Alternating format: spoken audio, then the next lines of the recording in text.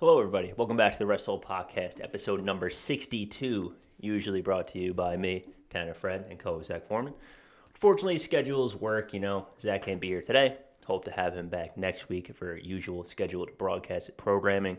But, me again, solo sesh, gonna keep it pretty short. Not a whole lot of super exciting news in wrestling this week.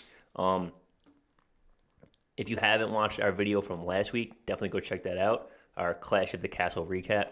Talk about all the good stuff that happened in Clash of the Castle, where WWE should go moving forwards, and also all this turmoil going on with AEW, the CM Punk and the Elite situation. So if you haven't watched that, go check it out. Subscribe down below. Check out the channel. Comment. Let us know what you guys think. But moving into this week of WWE stuff. Nothing super exciting. No big returns. Nothing really rumored that much. Friday kicks off with I think Braun Strowman kicked off the show. Have him kind of just destroy the Alpha Academy once again. Powerbombed Otis, which was crazy. That's insanity. And then I think the big two noting points from SmackDown this week were Solo Sikoa officially joining the Bloodline, making them even stronger than they were before. Now a 5-man group of the Tribal Chief, the Usos, Solo, and Sami Zayn. He had a little altercation with Drew McIntyre. Drew trying to get revenge for what happened to him at Clash of the Castle at the hands of Solo. And while it didn't happen on Friday, we should see it this Friday, so the 16th for whenever you decide to watch this episode. But Solo Sikoa, the new North American champion, so bringing even more gold to the Bloodline. I think this was an interesting choice. Not because I don't think Solo's a good champion. I think he's going to be a great champion. I think it's a good decision to get the Bloodline draped in even more gold.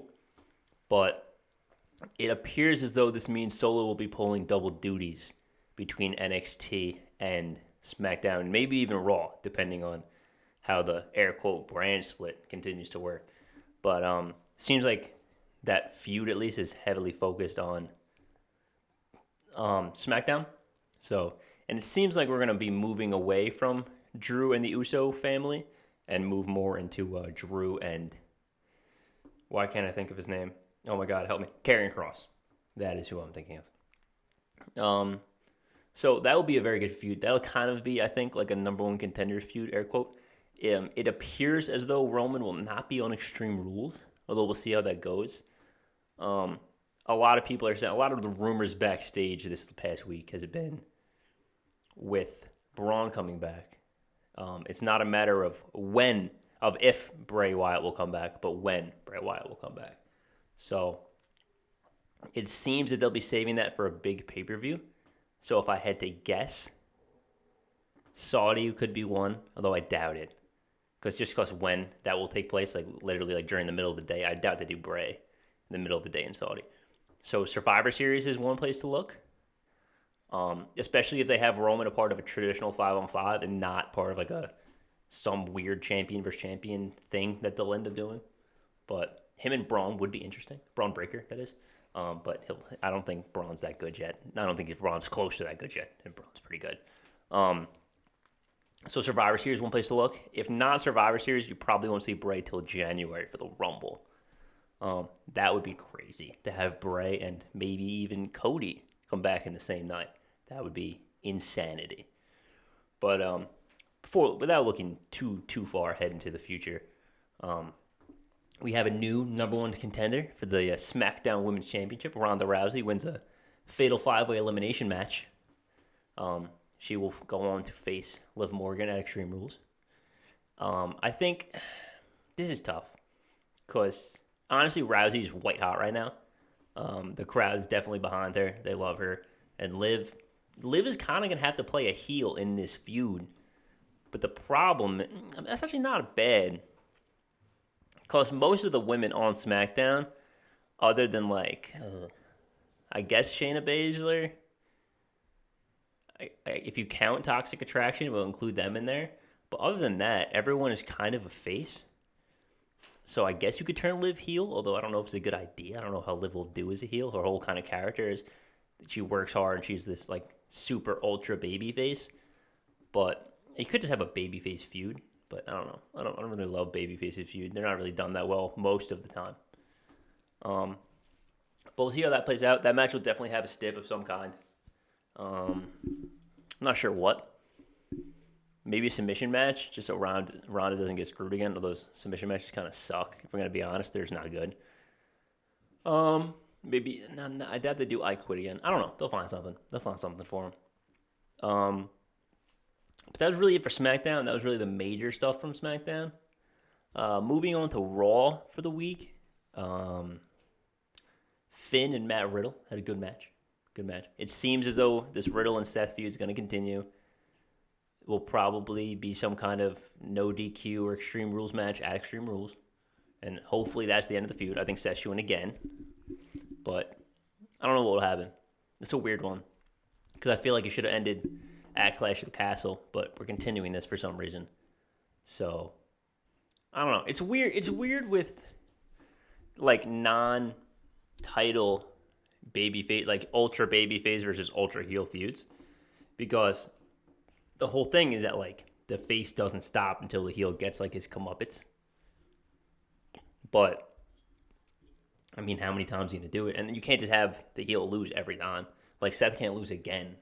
Like Seth's been losing a lot, and he finally picked up a major pay-per-view victory. So I don't know. I think just to be on the heels of that and just have him lose the next one would really be unfortunate and damaging to his kind of overall character. But especially because he keeps calling out Roman and he keeps calling out the title. So I don't know. I don't think that's a good idea. But we'll see what happens. Judgment Day, Dominic in the Judgment Day. Do with that information what you will. Not my favorite decision. Edge is hurt. I think that's kind of why they like wrote him off at the end of Raw with those chair shots to the knee. I think he like sprained his like LCL or MCL or something like that. So he'll be out for a couple weeks. Nothing crazy, but just keep him off TV for a little bit. Maybe do some vignettes or some like those. They do like those video ins. He's like, oh, I'm at my house rehabbing my knee and all that jazz. So it'll be interesting to see how this feud continues without him, because up until this point, like Ray has still been like reluctant to like attack Dominic, but we're getting there, and I hope we get there faster than the pace we appear to be moving. So if we could get that done as soon as possible, have Ray, really get after it with Dominic, have them have an Extreme Rules match, that'd be great. I would love that. What else happened on Raw? Oh, Johnny Gargano's return match against Chad Gable. They put on a clinic. You tell John's a little rusty, just a little bit, but he's still doing his thing. He's still good. Chad Gable, such an underrated talent. Such a good mat worker. His character is much better now than it has been in the past. But yeah, that was a good match. Good to see Johnny going back and doing it. It looks like we're doing Johnny in Theory, which I think is a great feud. Great feud for both of them. Kind of allows, the Triple H to, reintroduce the storylines from NXT and the way without, for the people that weren't watching NXT at the time or have never watched NXT.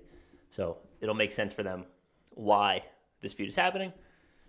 So also, I just think it'll elevate Theory and Johnny, because a lot of people don't like Theory in the main roster in terms of character, but I think everyone that watches can recognize that the guy can work in the ring.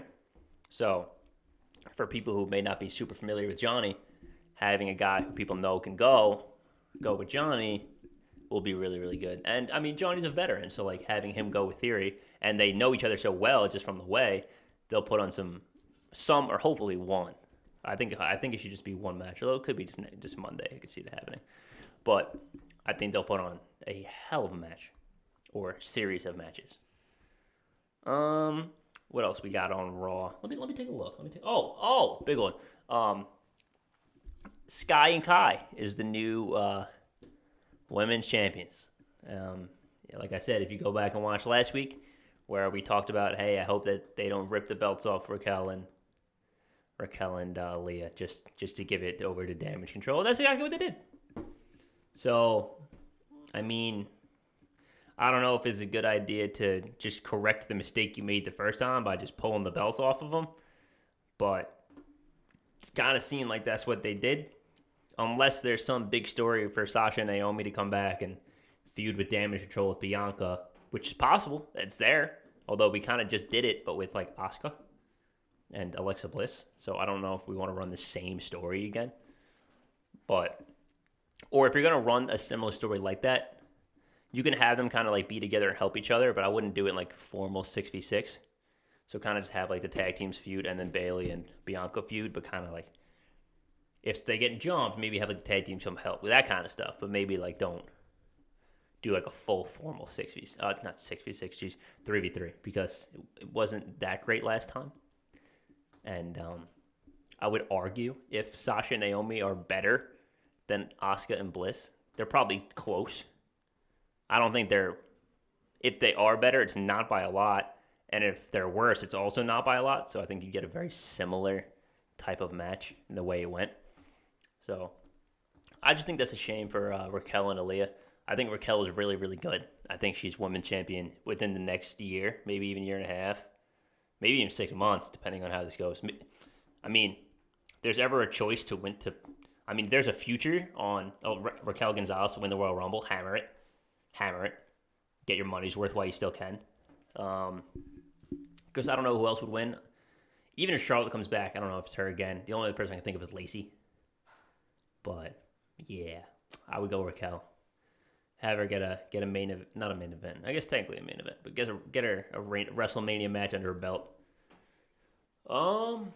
Yeah, I think that's it for like Bianca quickly defended against Sonya Deville, her Raw Women's title. I don't know why they did that. It's just like an open challenge. So I think they need to give her something real to sink her teeth into, which is Bayley, but I don't know why we haven't got there yet. I guess they're just like prolonging it just so they can. It's less of a story to build before Extreme Rules. So that's not so bad. And then Loomis continuing to target The Miz. We're gonna have to figure out like why that's happening. It's intriguing. It's an intriguing story, but the intrigue will go away the longer we continue to drag out him just like attacking The Miz and dragging him away or chasing him down and blah blah blah blah blah.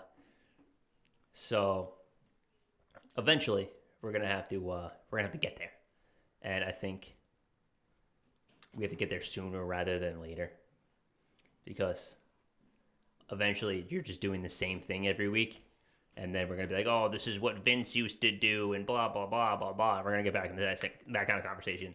And that's not really a conversation you want to be in.